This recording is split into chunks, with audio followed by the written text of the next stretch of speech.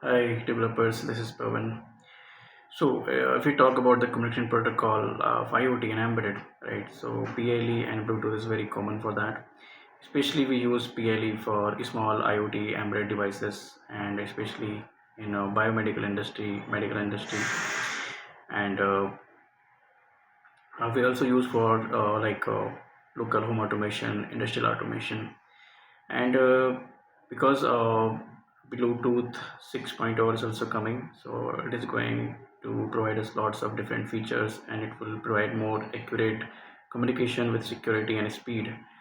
And generally we use BLE for application like a smartwatch or the IoT device which need to share data over the application. So we can develop lots of things through the BLE, like a smart weight machine, smart wireless uh, machine monitoring system, smartwatch, and lots of things. So tomorrow on Saturday and Sunday we are hosting one workshop over the BLE and Bluetooth communication with industrial automation theme, and it would be hands-on and also online and offline. So you can register, and for the registration you can contact us or you can DM us on our social media platform.